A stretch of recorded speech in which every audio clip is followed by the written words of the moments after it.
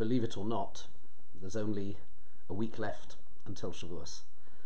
And I guess like any other Yom Tov, I'm sure we need to think about preparing for Yom Tov. And what does that mean? How do we prepare for Shavuos generally? And perhaps what extra dimension can we bring to our Yom Tov? Because this Shavuos is going to be like no other. A Shavuos under COVID, where we're not, it seems, going to be able to be in the Beis HaMedrash and learn together in the night of Shavuos. And yet, surely this has to present an opportunity of some sort to us and for us and our families. And therefore I think the idea probably is to bring the Torah directly from Sinai straight to your home. As it were, don't pass go, don't collect £200. How does that work? Let's think about this for a little. Arguably one of the biggest challenges in life generally is that of balance. How do we achieve balance? Balance between all the different competing forces, internal and external. Within myself, I have a head and I have a heart. I have intellect, I have emotions, and often they pull me in different directions. And it needs a lot of chokhmah to know how to remain focused and for the whole person to work together as an integrated, harmonious unit. And that indeed is one of the greatest challenges. At another level, one of the massive challenges is the balance between self and other, individual and community. What is the correct balance? For balance, there must be. Let's think about this in terms of Torah. The Maharal explains why the Torah was not given to Avraham, Yitzchak, and Yaakov, despite the fact that surely they were incredibly great individuals. And the answer is because however great they were, and they were the fathers of the nation, but they were, at the end of the day, yichidim. They were individuals. It was only when we reached a critical mass of being a nation that the Torah was given to us, because the Torah is designed to be Meirosha Kehilas Yaakov. And the famous Ma'amar Chazal that everybody quotes, but perhaps very few people dig into to understand deeply. Vayichan Shom Yisrael Neged Hahar. In the singular. We encamped opposite the mountain in the singular. Vayichan. Ke'ish echad belev echad. Like one person, like one man with one heart. Has it ever occurred to you why it says Ke'ish echad belev echad? Like one man with one heart. We know that a man has one heart. He also has one head, by the way. He has two arms. What are we adding? What dimension are we adding by saying Ke'ish echad belev echad? Let's think about this. And let's take instruction from one of our greatest Tanoim, who, if we delve into their life just a little, we discover something rich and complex and not straightforward. Hillel, the great Hillel. On the one hand, Hillel, as we know, Hillel has the big heart. He is an onov. He is humble. He's calm. He remains calm even when people are challenging him and they're trying to get him angry and they can't succeed. Says the Gemara, La'olam yehei adam anvasan kehillel. A person should be soft and compliant and understanding, empathic, humble, like Hillel. But what is often forgotten is that was true when it came to his relationship with others. But he was the one that made incredible demands on himself and on us.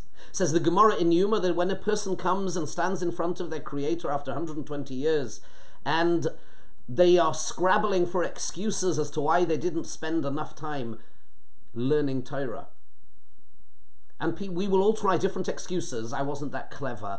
I had shalom bayis problems. I had parnasa problems. I had all sorts of issues. And various great personalities will be mechayev us. They will obligate us, and they won't just obligate us, they will indict us. They will find us spiritually wanting and deficient. And one of them is Hillel. Hillel mechayev es ha'aniyim. Hillel obligates obligates. He who made no demands on others and was always available with a smile, with patience, with compassion. But the demands that he made of himself when he had absolutely no money, even to the extent of virtually endangering his own life, as we know, lying on the roof on a Friday night, because of his great passion to learn Torah, he taught us that poverty is never an excuse for not being great in Torah. Hillel mechayev eswaniyim. He obligates us, and indeed the Rambam paskins this. No other place in the Rambam points out Rav Shach Zechron Levracha in the Hakdama to his fourth chelik of Avi Ezri. Nowhere else does the Rambam find it necessary to write that you have to read Kriya Shema, even if you're poor or you're rich or you're ill or healthy, because when it comes to Talmud Torah, it's so easy to make an excuse and actually fool and deceive ourselves. I can't come to the Shia. I couldn't learn more. It's not possible. I have so many demands and calls on my time. Rubbish. Hillel mechayev eswaniyim. He obligates us. He demands that before we are soft and yielding and compliant for others, we first need to accept responsibility for ourselves. And therefore, in the very first part of his other famous dictum, Im ein ani li mi li, if nobody else will make demands of me, will look out for me, I'm not in a position to make demands of society or of anybody else. Not the school, not the shul, not the chavrusa, not the rav, not the community. Im ein ani li mi li. I, first and foremost, must take responsibility for myself before I turn my attention to the social context, because of course there is a second part to this.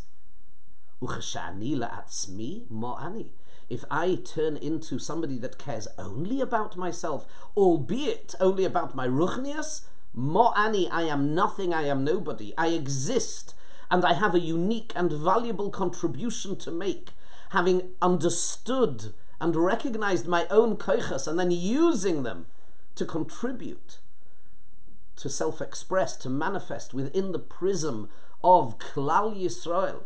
Ukesha'ani la'atzmi, if I am but for myself, mo'ani, I am nobody, I am nothing. And indeed, as we say in Kriya Shema, first comes the first parasha, V'ohav to'es Hashem Elokecha b'chol levavcha u'v'chol nafshecha u'v'chol ma'idecha. Loving Hashem as an individual, qua individual, with your heart, your challenges, your perspective, your unique koiches. Love and relate to Hashem. First of all, be strong as a Jew, as an individual. Have a self-awareness that is rooted in a deep understanding of who you are. And when you have that, manifest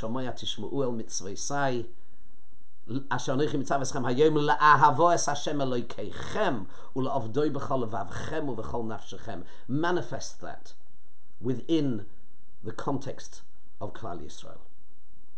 So yes, we stood at Har Sinai, Ke'ish Echad, Belev Echad, we were all passionate. We had the same focus, we had the same goal, we had the same values. Ritzoinenu lirois es malkeinu. But did we all receive the same Torah? Did we receive it to the same level, to the same depth? Did we all gain access to the same brilliance and beauty and kedusha of Torah? And the answer is most emphatically no, we did not. How much Torah does Hashem want to give us? He is ready to pour upon us. Kamayim layom mechasim. As the water covers the trenches that are deep in the sea, on the surface it seems level, it all seems the same. But kamayim layam mechasim. HaKadosh Baruch Hu pours upon us the capacity to connect to Him through His Torah. But how much will we receive? This Matan Torah will depend on how ready we are. We have Lev Echad, true. We want the same thing, but how much do we want it? How much are we prepared to put ourselves out, to learn, to understand, to make Torah study, and the values of Torah and the Torah lifestyle preeminent, primary in our lives, and everything else subsidiary and secondary? and measured and weighted against does this fit into the big goal of Torah? How much Torah will we receive in a week? Well, we now have a week to think about that, to focus on how important this is to me, how central is Torah in my life in all its various manifestations. And in Yirtzeh Hashem this year we have a special opportunity to bring it home, because the only way that we receive and give over, transmit Torah, ideally is through the Jewish home. And I hope to make another video about that before Shavuos Yirtzeh Hashem. But it's V'shinantom levonecha. It is only from the source of love and life can Torah be disseminated. And for our spouses, for our children, for the household, for a household to be a household of Torah. We usually in shul, and this year Hashem is saying, learn my Torah, accept it at home. Make it alive, make it dynamic, make it vibrant, make it central, make it relevant, make it the main point in your life. And in Yirtzeh Hashem, He will shower upon all of us an unending amount of Torah. Kamayim layom machasim. Good Yom Tov.